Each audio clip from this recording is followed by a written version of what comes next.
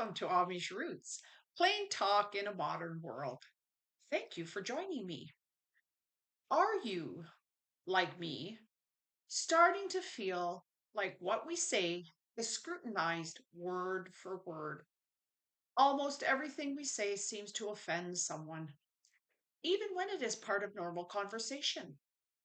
Like when we disagree on a topic, my opinion is considered irrelevant. If I say, "Oh, that's hogwash," you immediately get your back up and think I dislike you. If I hear a story, I need to have a lawyer's approval to repeat it just to prove it's true. Honestly, when is the insanity going to stop? And really, when did it start in the first place? Where did conversation go? Is the idea of having a conversation not two or more people conversing with each other and sharing information? I don't know about you, but my parents taught us to be respectful, especially when talking to others. Not that we always listened, but if we were overheard, we were reprimanded immediately. I remember one time I didn't like something my mom said, and I raised my voice to her, not realizing my dad was in the other room. It wasn't that what I said was anything unreasonable. It was the tone I used in reply that had my dad enter the room and scold me for my attitude. It was deserved, and I felt bad afterwards. But who is standing up to scold the raised voices and the angry tones in today's world? Have we become complicit by saying that they have a right to be this way because we have free speech? And when did we become so sensitive to how we classify groups of people? For instance, I never once in school believed that being taught about Indians meant anything other than they had a different culture than mine. I found it fascinating, and it didn't even occur to me to consider it racist. I wonder now how the people of India feel about me thinking they are Indian, or should I refer to them as people of India? And am I a racist for even thinking this? Perhaps the Amish, where I grew up, would like to be considered as alternative Mennonites. Where has common sense gone?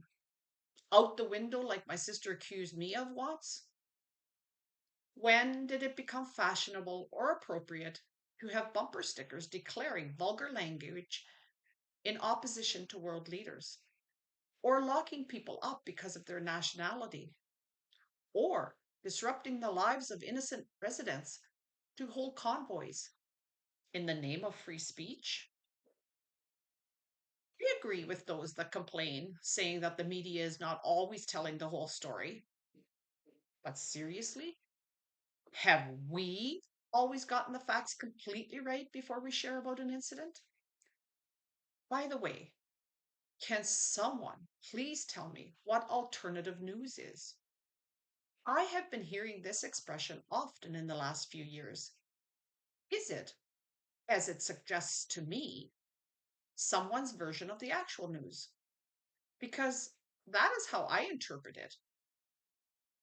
So if I listen to mainstream media and someone listens to alternative news, are we not both drawing conclusions to stories by receiving it secondhand? So, how do we decide who and what to believe? Discerning together in mutual respect and conversation would be a good start. Honestly, I'm beginning to think that governments want us to disagree, and they take great pride in pitting us against each other. To what end? I'm not sure. Leaders everywhere have become very divisive and have made life very uncomfortable. We're supposed to be living in the land of the free, but it doesn't feel anything like that. The shameful rhetoric and bombastic attitudes do not lead to responsible freedoms. It causes mistrust of the rule of law and disgust with leadership. If we're going to have freedom of speech, we need to be able to state things we have heard without people jumping in and shouting, "That's fake news," just because they disagree with the opinion shared. There is no room for name calling simply because you don't like what was said. It's called respecting individuals. There is no room to condone someone else being rude and obnoxious because you may like them personally. It's called holding them accountable. There is no reason to become angry at a difference of opinion and seeking revenge. It's best to show them in a practical way why you think you are right. Responsible free speech is being able to voice your thoughts and opinions with common sense, thoughtful dialogue, and restrained emotions. I didn't write this vlog to be meant as a rant. It is a cautionary tale of what will happen if we continue to vent without taking into account our words and how they can cause irreparable damage. If we continue to voice our opinions without listening to others, we will become a dictatorship.